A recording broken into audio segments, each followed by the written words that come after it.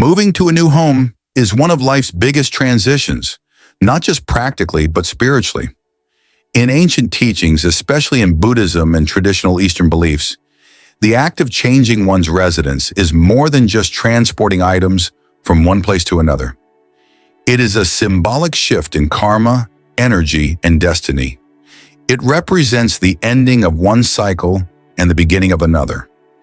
Yet in this modern world where everything moves fast and people treat possessions as disposable, we forget that certain items hold within them the very essence of who we are, the blessings we have received, and the unseen energies that protect and guide us.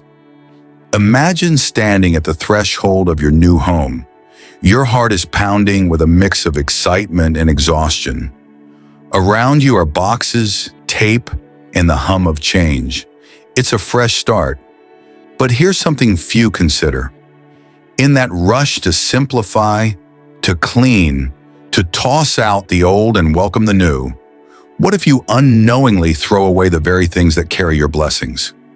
In America, we talk a lot about decluttering. We praise minimalism. We chase simplicity. But simplicity without awareness can be a spiritual mistake. As the Buddha once said, even the smallest thread can hold a soul back if clung to without understanding. Likewise, even the smallest item, an old pendant, a scrap of paper with handwriting from your grandmother, can hold spiritual energy beyond our comprehension. Modern science is beginning to catch up with what ancient wisdom has long taught. Emotional memory, energy fields, and vibrational imprints are real. In Buddhist terms, we call it karma, subtle imprints formed through intention and action.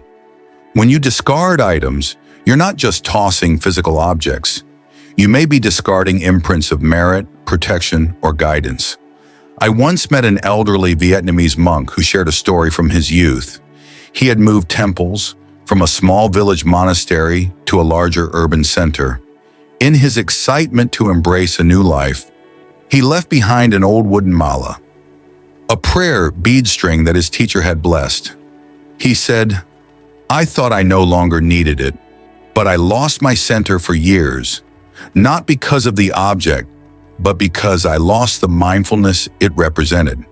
So the lesson isn't to hoard or cling. The lesson is this: before you let go, ask yourself, does this item hold memory, protection, prayer? Do I understand what I'm releasing? Decluttering becomes a sacred act when it is done mindfully. Otherwise, we risk discarding the bridges to our blessings. When we move, we are transporting more than belongings. We are transferring our entire energetic imprint, our karma, our story, our subtle body of memory. Every item we own is like a leaf on the tree of our life. Some are fresh, supporting our growth. Others are dry and ready to fall. But even a fallen leaf should return to the earth with grace. The American philosopher Henry David Thoreau once wrote, "Our life is frittered away by detail. Simplify, simplify." Yet even he lived in a cabin that was built with intention, each object carefully placed. Simplifying doesn't mean discarding meaning. It means keeping what carries you, letting go with awareness what does not. In Buddhist cosmology, every action has a resonance, and in the realm of objects, this is particularly true. A bowl used in morning offerings holds the vibration of prayer. A notebook filled with your dreams and struggles holds your inner journey. When you choose what to keep, you are choosing which parts of yourself to carry forward into the next chapter. This is why some cultures perform small rituals before moving, a sweep of incense over each box, a chant of gratitude for each room. These are not superstitions. They are energetic hygiene, like brushing your teeth or washing your hands, rituals to cleanse, preserve, and honor. Let's talk about red envelopes. In the West, we see them as festive novelties, tiny packets of money exchanged during Lunar New Year or weddings. But in Eastern cultures, especially in Buddhist-influenced homes, these envelopes are much more. They are living symbols of abundance, protection, and ancestral energy. In Mandarin, they're called hong bao, red packets. In Vietnamese, li shi. Beyond their physical form, they are like spiritual contracts. Each time someone gives you a red envelope, they are passing on a wish. May you be safe, may you prosper, may you grow. These are not casual gifts. They are tokens of karmic intention. In Buddhist belief, intention is everything. Even after the money inside is used, the envelope still holds a residue of merit, like the echo of a bell long after it has rung. Throwing away a red envelope carelessly, especially on the day of a move, is like saying to the universe, I no longer value this wish. There's an old Chinese proverb, if you treasure the thread, the whole garment will come. In other words, even the smallest sign of fortune, if respected, will attract more. Conversely, disrespecting fortune, even in small ways, invites its departure. I once heard the story of a family who moved homes after a long season of success. During packing, they threw away dozens of red envelopes, thinking they were just old scraps. In the months that followed, their business collapsed, their health declined, and they were plagued by inexplicable misfortune.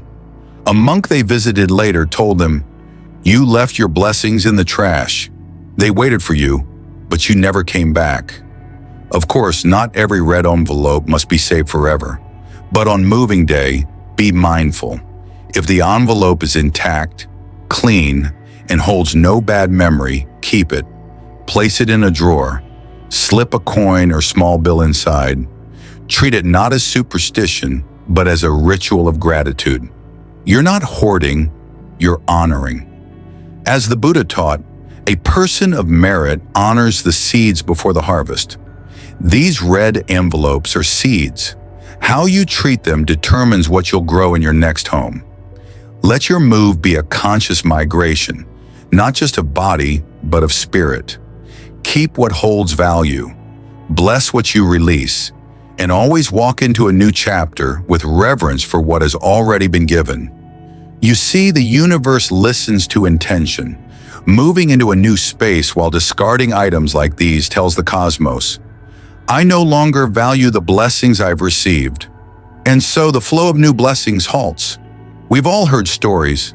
Someone moves and suddenly their life spirals downward. Money disappears, relationships strain, health declines. These aren't mere coincidences.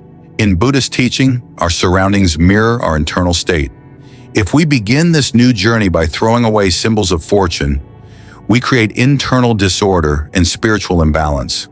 Books are not just sources of information, they're silent mentors. They carry the voice of the past, the struggles of great thinkers, the teachings of the wise. In a Buddhist monastery, books are treated like relics. Monks bow before sacred texts, not because the paper is holy, but because it carries the Dharma, the path, the teaching, the truth. I remember visiting a small temple in Northern California where the abbot had a library of worn, handwritten sutras. He told me, each page here is like a stone in the path of awakening. Even if I can't read them all now, their presence alone reminds me of where I've come from and where I must return. Now imagine moving to a new home and tossing out old journals, college notes, a letter from your mentor, because you're starting fresh. You may think you're decluttering, but in truth, you may be throwing away your milestones, your mirror, your map. In Buddhism, wisdom is considered one of the greatest forms of merit. And wisdom isn't just gained from scriptures, it's stored in the stories we write ourselves. Your journals, your letters, your written reflections, they are your personal sutras. The paper may be fragile, but the energy held within is eternal. If you no longer need a book, donate it with a prayer. Let its wisdom find someone else, but never discard it carelessly. In personal papers, wrap them gently. Place them where they can remind you of your journey. A home with books is a home that breathes wisdom. A home without them is like a body without memory. The same principle applies to ancestral items. In Buddhist culture, reverence for ancestors isn't just ritual, it's spiritual alignment. Photos, memorial tablets, and small altars are not decorative heirlooms. They are your root, your spiritual backbone. To discard them thoughtlessly is to tell the universe that you no longer seek guidance from those who came before you. Without ancestral blessings, your path becomes uncertain, vulnerable to energies that lack grounding. There's an old saying in Zen Buddhism, a tree without roots cannot stand through the storm. Ancestors are our roots. They may be gone from this world, but their energy lives on, not just in our blood, but in our behavior, our intuition, and yes, even in the physical objects we inherit. A photograph of a grandparent, a small bowl used in ancestral offerings, a simple wooden plaque with a name carved into it. These are not just relics, they are bridges between the seen and unseen, the living and the departed. I once sat with a Japanese-American family in San Jose. They were preparing to move after 20 years in the same house. As they were packing, they found an old wooden kamedana, a small Shinto Buddhist household altar, wrapped in cloth in their garage. The eldest daughter asked, "Can we throw this away?" The grandmother gently replied, "You can't throw away your connection to heaven. You talk to it, you bow to it, then if needed, you return it to the earth with respect." There is a spiritual intelligence to handling ancestral items. If you're moving and need to replace or retire a home altar, do it with mindfulness. Burn incense. Say a prayer of release. Wrap photographs in clean cloth, just like you would wrap something precious. Because spiritually speaking, they are. In many Buddhist traditions, even emperors carried their ancestors' tablets into battle, believing that guidance and protection would follow. When we bring these items into our new homes, we are not living in the past. We are planting deep roots in the future. A photo on the wall can offer more than nostalgia. It can offer protection, guidance, and stability. Ancestors, when honored, become spiritual allies. So as you move into a new space, do not forget the hands that help build your path. Carry them with you, even if all you have is their memory in a picture. Your foundation will be stronger for it. Even clothing and shoes carry your energetic imprint.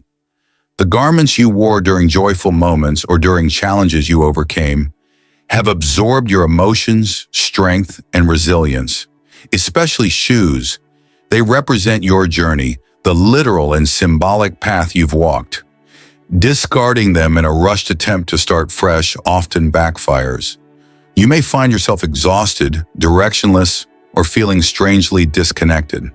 This is why in many traditions, the act of packing clothes for a move is treated with mindfulness, even reverence. Think about it. Your clothes have been with you through your life's most intimate moments.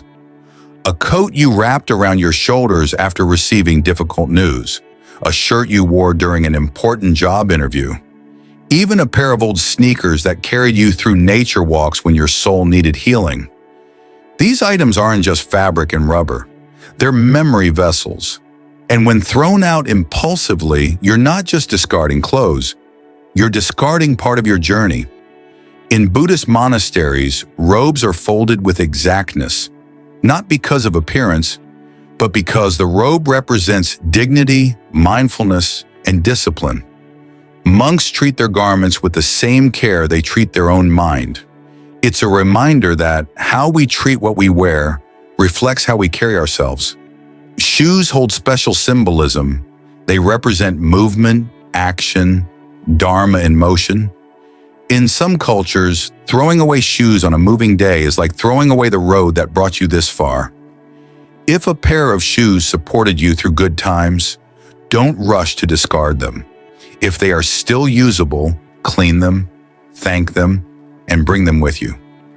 They are not just shoes, they're travelers alongside you. However, this isn't a call to hoard everything you've ever worn. Clothes that no longer fit your body or spirit can be released with gratitude. You can say, "Thank you for protecting me," before letting go. That's the Buddhist way. Not attachment, not rejection, but appreciation, followed by mindful transition. Let your clothes remind you of the strength you carried. Let your shoes remind you of the roads you conquered. Moving to a new home doesn't mean erasing who you were. It means honoring every version of you that brought you here. Now let's talk about rest, the foundation of healing.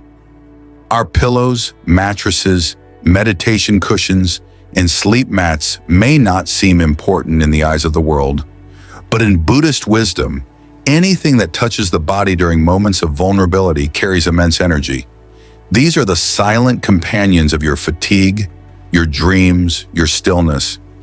Discarding them without care can sometimes be more than just an inconvenience. It can disrupt your energetic stability. Think of it this way. Your body is a temple, and rest is its sanctuary. Where you lay your head at night, this is where your consciousness recharges. Your breath slows. Your mind returns to its quiet, natural state. If your pillow has supported that process for years, it has absorbed more than just sweat or scent. It has absorbed your struggles, your healing, your quiet prayers whispered in the dark. A monk once told me, "Where you sit in silence, that place becomes sacred. The cushion where you meditate, the mat where you journal, the blanket you wrapped around yourself during recovery. These aren't just fabric and foam. They are vessels of renewal. They are physical extensions of your practice.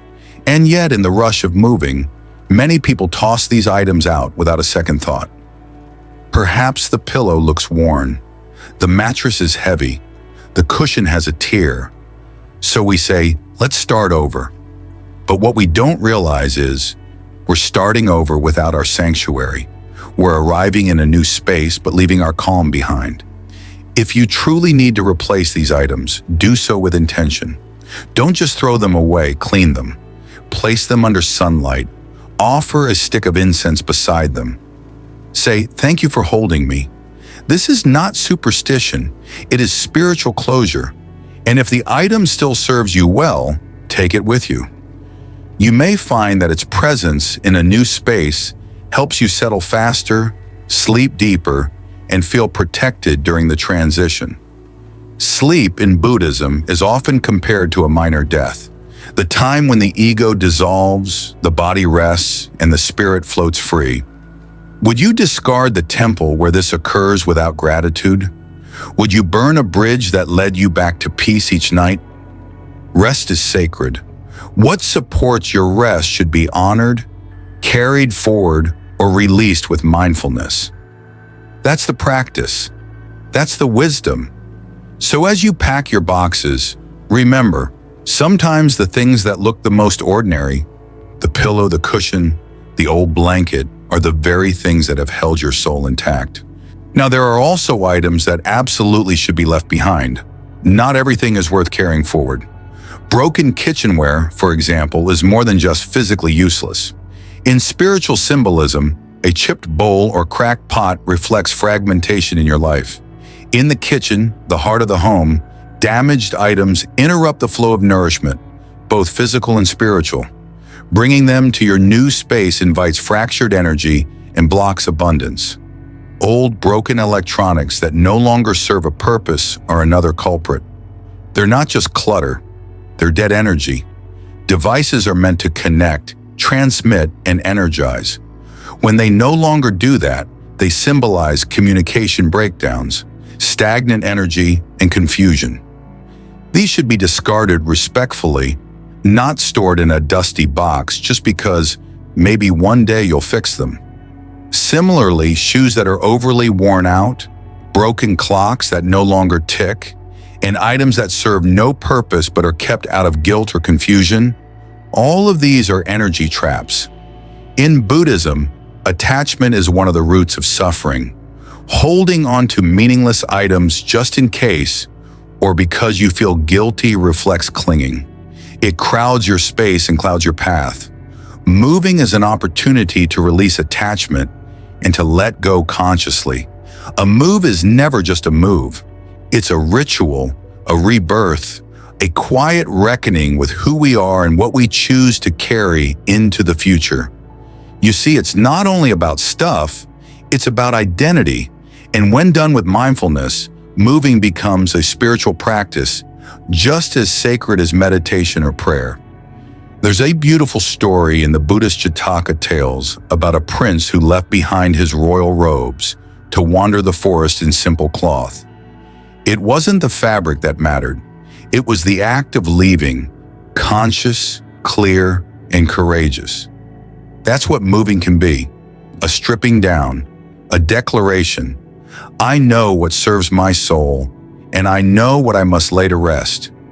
Mindfulness is not about overthinking. It's about seeing clearly. It's standing in the middle of your life, surrounded by boxes and old memories, and asking, does this reflect who I am becoming? Not out of fear, not out of perfectionism, but out of love, out of clarity. In many American homes, people move quickly.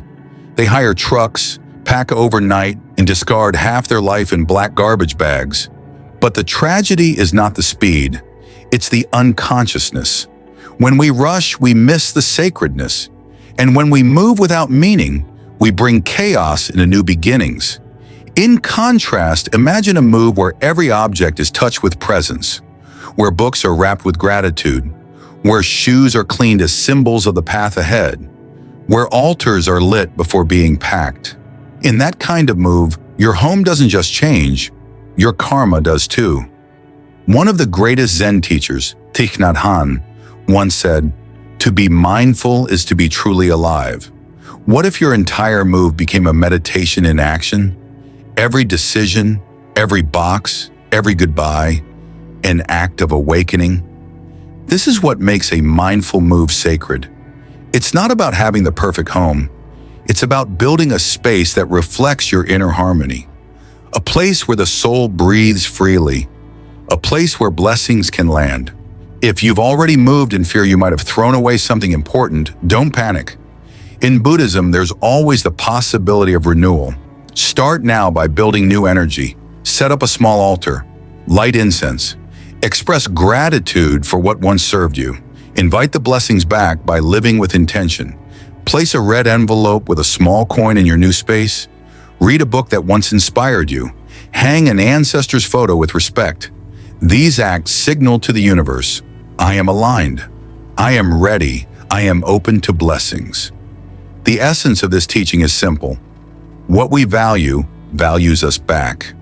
If we honor the small symbols of our life's journey, if we treat our possessions with spiritual awareness, they will in turn protect, support, and guide us. So the next time you prepare to move, pause, reflect, ask yourself, which items carry the energy of love, growth, and protection? Which ones anchor me to who I truly am? And which ones are simply echoes of an outdated past? In this way, you do not just move houses, you evolve your destiny. And remember, you are not alone. Every object, every step, every breath is part of your spiritual journey. Move mindfully, move with reverence, and may every new beginning bring you closer to your deepest truth.